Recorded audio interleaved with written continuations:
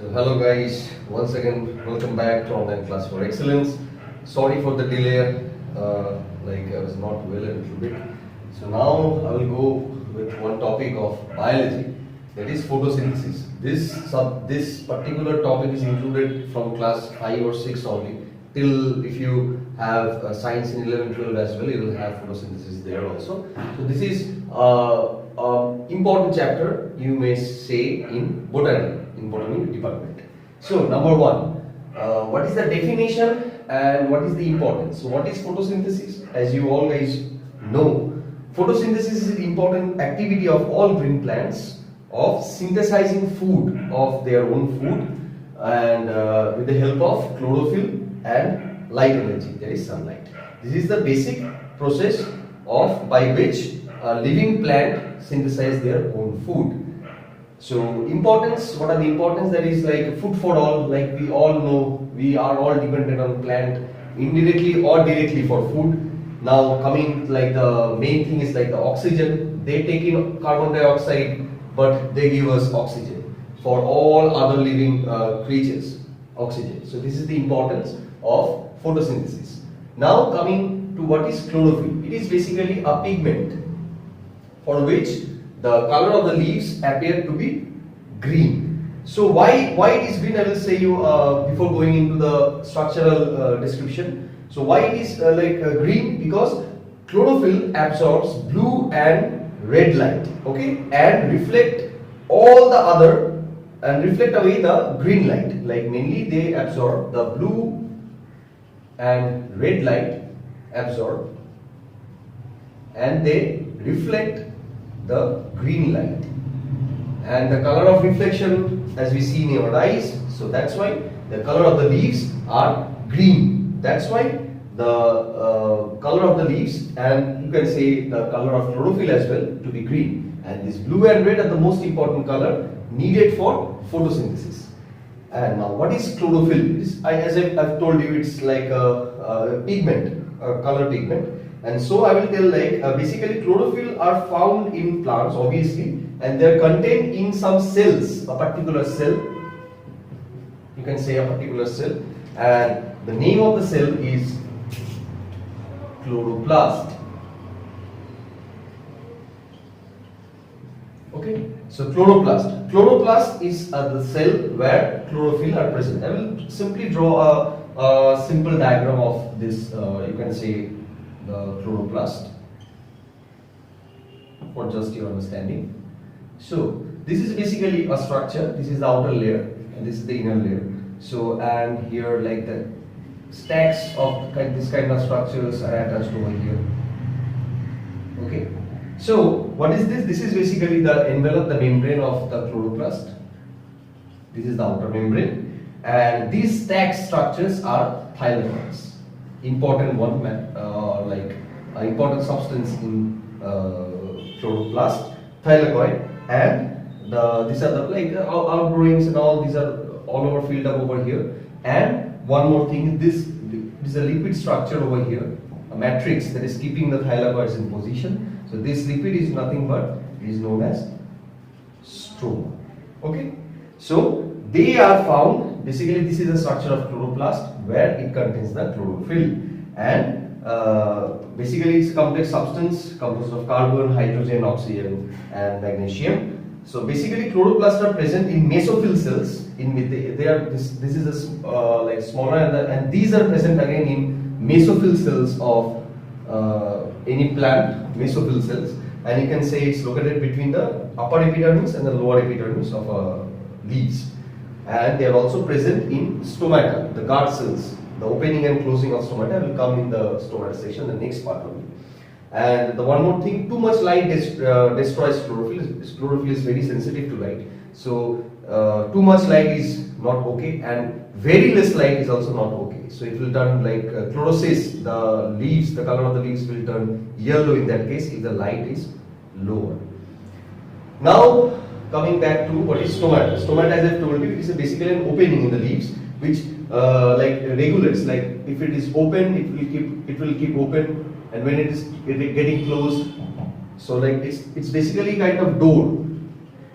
Okay, the door. So these minute openings in large numbers, basically they are present in the lower surface of the leaves, and basically it's the function is to let the CO2, like how much CO2 will enter the plant for photosynthesis. So it regulates the quantity of CO2 that is going to enter from atmosphere during photosynthesis. So when stomata is not in use, like when it is dark night time, the stomata remains like close their openings so that the water loss is minimized. So because if the opening is there, like it's just a wonderful like creation of this world. Like when it's light, it will open and it will help to the CO2 to enter. And when the night will come, it will automatically close, because otherwise water will come, so it will prevent the water loss by closing. And transpiration occurs also, because transpiration is again another term in photosynthesis. Transpiration is basically a process by which the water evaporates like from the leaves. I will come back to that point. So if the process, like if stomata is not being closed, transpiration is the price which pays for photosynthesis. So the water evaporation will occur in much more rate if the stomata is not being closed. So now there are two theories regarding closing and opening of stomata. You can follow any book. You can follow. I'll just name you the theory. The potassium ion concentration theory, number one, and next one is the sugar concentration theory. These two you can learn it from any book. It's basically theoretical. So this potassium ion theory, it helps in the formation of production of ATP, adenosine triphosphate. It helps the potassium ions into the guard cells. Guard cells are present in stomata only. Guard cells are present in stomata only. So it helps for the opening and closing and all. And sugar concentration, like when the sugar concentration, like during daytime, the guard cell begin photosynthesis and sugar produced will increase. So the water drawn from the root, via root, due to endosmosis. So these are the various. You can go through any theory of any book. It will help you guys. Now number 4 point is process of photosynthesis. What are the process? So as I told you, the mesophyll cells. So mesophyll cells are the main part where the chlorophyll are present. So there are basically two main things. Like I will just write the famous equation of photosynthesis: 6 CO2 plus 12 H2O, and it will take light and chlorophyll, and will produce C6H12O6 6H2 plus 6O2. So this is basically glucose, the end product of photosynthesis. This is the end product of photosynthesis. This is water and 6 molecules of oxygen.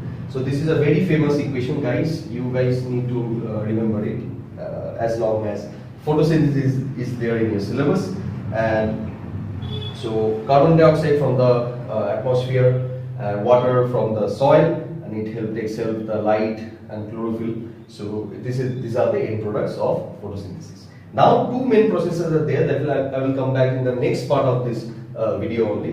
One is the light phase and one is the dark phase. So what are these light and dark phase? I will come in the next part after going through the main topics that you guys need to know, especially for class 8, 9 and 10. So light and dark phase, I will come back to those points. So what are light and dark phase, how it happens, and the whole process of photosynthesis will be described in that part only. And now what are the factors affecting photosynthesis? What are the factors? As I told you that there are some external as well as internal factors. External are the light activity, carbon dioxide like concentration in the atmosphere, temperature, water content. Internal factors, what are there? There are basically chlorophyll, protoplasm, and the structure of the leaf. How the structure of the leaf, how much it is. So it depends upon how much the surface area of a leaf is. As long as the surface area, the chlorophyll production will happen much more. And this is the factors that is affecting, and you guys need to know the importance. Some basic experiment are there in home also. Like you can see if you keep a leaf not in a dark position, it will slowly it will turn yellow. And if you keep a plant in a proper daylight, it will grow much more. It will bloom much more. So these are that. What are the importance of photosynthesis? Number one, it provides food for all. it provides oxygen, and basically it keeps main thing, that is the food chain. Without them, we are nothing, the animals are nothing. So these are the main importance of like photosynthesis, and mainly oxygen. And you need to know carbon cycle as well. In some classes it is included. So I will tell you the, like, it's nothing just like a cycle, like oxygen cycle, carbon cycle, like nitrogen cycle. How it is coming back from the coming from the atmosphere and getting refilled back again to the atmosphere.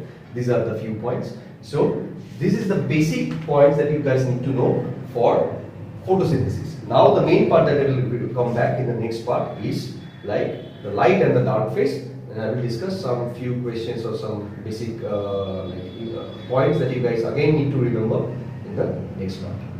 So again guys, this is the second part of the video. One is the light phase and one is the dark phase of photosynthesis. So first I will go with the light phase. So in this phase, light plays the key role, as you guys obviously know. This takes place in the thylakoid, the region where the chlorophyll are present, as I have told you. And there are basically two steps. Number one is activation of chlorophyll. Number two is splitting of water. So when the sunlight falls on the leaf of the plant, so then these two reactions happens first, and there is one chemical reaction as well. The water splitting of water. 2H2O will become 4H plus 4E. This is free electron plus oxygen. So this is the reaction when splitting of water happens when the absorbed energy is used. So when the activation of chlorophyll, the chlorophyll become energized and it absorbs the electron, like the energy. Okay. So then the photons and all, and then the splitting of water happens, and the end product basically. This reaction, again I will tell you one more thing. This reaction is known as photolysis. Photolysis of water. This reaction, the splitting of water with activation of chlorophyll. Now the photolysis is defined as splitting the H2 molecule into hydrogen and oxygen in the process of light and grana. Grana means this, like the thylakoid, this place only. And now what are the basically the end products? The hydrogen ions. The hydrogen ion is number one, the first end product. So what happens with the hydrogen ion? This hydrogen ion, what happens? So this hydrogen ion, and again the hydrogen ion that is picked up, like this hydrogen ion is being picked up by a compound named NADP. NADP. Okay. So NADP is nicotinamide adenine dinucleotide phosphate. Nicotinamide adenine dinucleotide phosphate to form NADPH. So basically NADP will take this electron as well as the hydrogen ion to form, with the help of enzyme, obviously with the help of enzyme, it will form NADPH. Nicotinamide adenine diphosphide hydrogen. Okay. Now the oxygen that is given out as molecular, this is oxygen. So it will come like 2O will obviously become like O2 only. And the electrons, the free electrons will happen like this ADP adenosine diphosphate will pick up the phosphate and it will become ATP, adenosine triphosphate. So this is basically the electrons that are liberated. So these are the three end products of light. And light independent phase, number one is the conversion of glucose into starch and other chemicals. Glucose like C6H12O6, as you guys know, this is converted into starch and other chemicals. This is the dark phase when light is not there, that is after sunset. So most green plants convert glucose into starch as soon as it formed during photosynthesis. Several glucose molecules are transformed to form one molecule of starch. This is known as polymerization. So basically the main things are this, that the glucose molecules that are produced during the light phase of photosynthesis during the daytime, that is being converted into starch, and the process is known as polymerization. So such plants convert into various kind of products like sucrose, like you guys all have like sugar cane and all, disaccharide sucrose, like into some oils and all. So these are the various kinds of end products that you can get after the dark phase. So starch is basically the sucrose and the various fructose, you can say in case of like end products, in case the starch and some other chemicals as well. and the end product is basically nothing but the glucose production. So guys, this is the main part of the video, and I guess I've gone through the main part in the last part as well, in the theoretical part. So you guys can go through that section and this section as well, because you guys need to know the basic of these sections, because this can come in your exam as well. This is a basic structure. So light is falling on water. Water is breaking up into oxygen, hydrogen, and electron. You guys can take this this diagram, because this is very important. This is a simplified diagram of the whole thing. This is the light phase and this is the dark phase. So oxygen, and again hydrogen will become NADPH. So NADPH plus H will add up to the glucose over this one hydrogen. So NADPH and NADP, this part will happen over here. Over here electron will go over here. ADP will become ADP, and this function will happen over here. Phosphate will come, as I told you, this phosphate over is here. So this is the simplified diagram, and from the dark phase, obviously this is the thionyl chloride and oxygen is being produced, and in dark phase from the carbon dioxide, you know, the end product is when we utilizing. So the end product of us, or the living beings, or the humans like us, is the CO2. CO2 is being utilized in the dark phase for the formation of glucose, and after that starts. So eventually.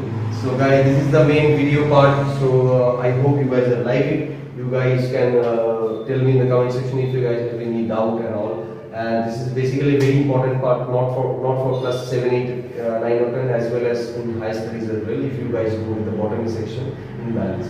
Thank you. Please like, share and subscribe the channel, so I can improve as again I can communicate with you guys much more well. Till then, keep studying and keep practicing.